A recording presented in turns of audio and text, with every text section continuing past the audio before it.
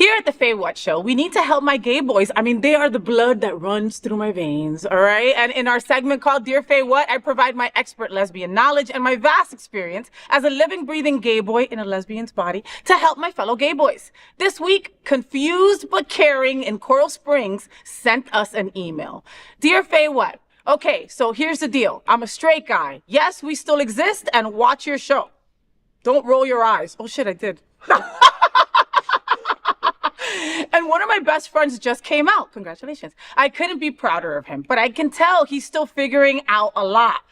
He's figuring out his identity, dating, community, all of it. I want to be supportive without being overbearing or turning into that cringey, I have a gay best friend bro. How do I show up without showing off? What's the best way to be there for him as he finds his way in the LGBTQ plus world? Thank you, lot. Confused but caring in Coral Springs. What do you think? How can we help him?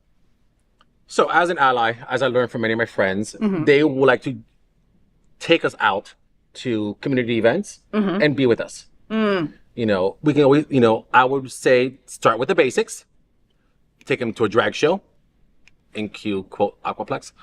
Take them to, you know, a drag show. Start with that. Then take him to another bar to find out where he fits most comfortably and he's most comfortable as well.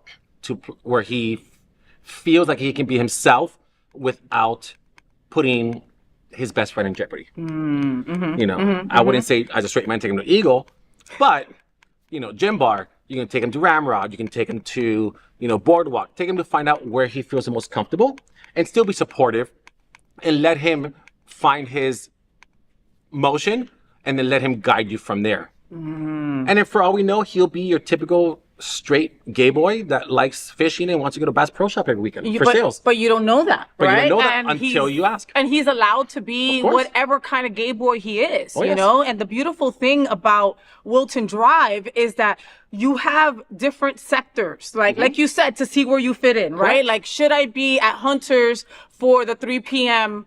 tea dance? That's packed, by the way, on Sundays, right? Is that my clique, or am I more Scandals, right? In the afternoon outside with 300 of my favorite people. You know what I mean? And that's packed too. And that's packed too. Sorry. Okay. Or maybe you want somewhere that's not as crazy. You know what I mean? Like, you know, again, like, you know, if you want to be out, pub is always great inside. Maybe you want to sit outside and people watch, right? And maybe that way you find out what kind of a gay he is. Correct. You know, I mean, because we're all kinds of gays. Like he said, like one of my best friends, rest in peace, he used to tell me I'm only gay in bed. You know what I mean? Like, and what? Do you say that? What? No, I just find it funny, that's all. Why?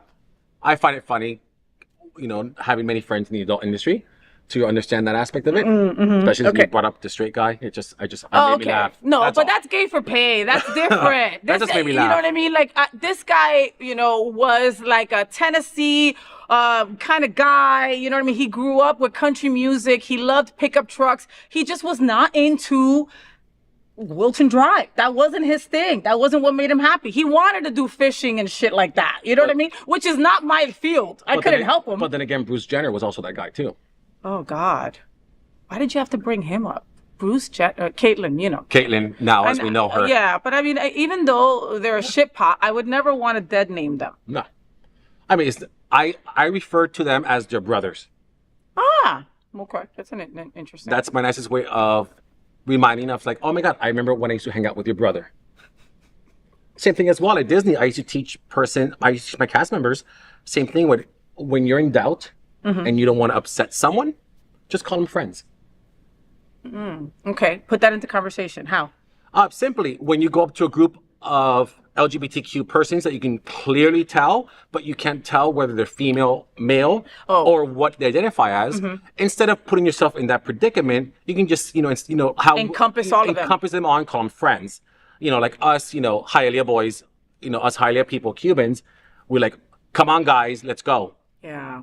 Unfortunately, back then, that was understandable. Nowadays, it's hard and it can offend persons 100%. by saying, come on, guys, let's go, when they don't clearly identify in a male or female or any of those specific genders. And listen, as a host, I'm still working on that.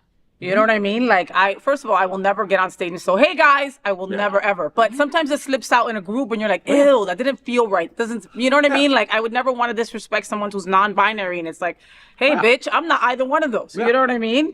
Or we call our friends bro.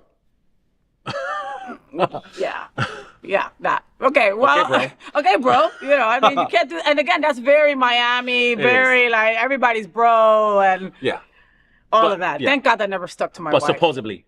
Oh God, there's a D in there. I promise you, there's a D in there. Find it. Stop being so chuggy.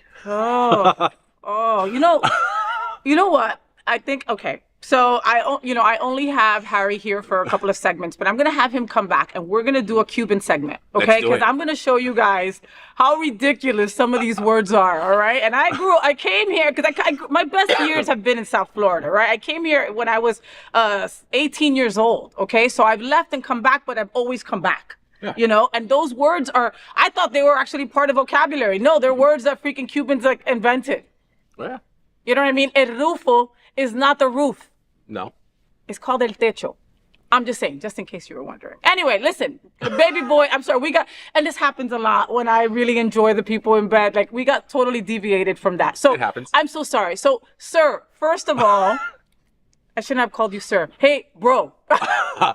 Yeah, bro. He's masculine, bro. He's straight, bro. Bro, first of all, thank you for being the best ally ever. How about that? Totally. Right? I mean, coño, like, you know, straight boys get a bad rap, right? And thank you for being a good ally and being available for this, right? Saying, hey, I'll go to prides with you. I'll go wherever you want with you. You know, you might need a bubble around you because, you know, straight boys are a high commodity and, you know, you're probably, you know, very cute because you watch my show and only cute people watch my show. So but thank you for being an ally.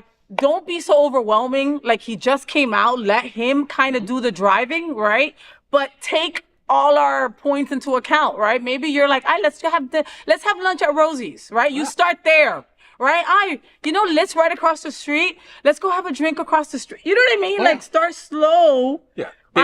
Baby steps on a Saturday night, right? And like, you know, and go bar to bar and find out what kind of gay he is, you know, and then just let him do the driving and go along for the ride. You know, and as a straight boy and a straight ally, you might learn something too. Right? Right. Totally. Well, I love you and thank you for caring and keep writing and sending those emails over to FayWhat@happeningout.com. And that is an important conversation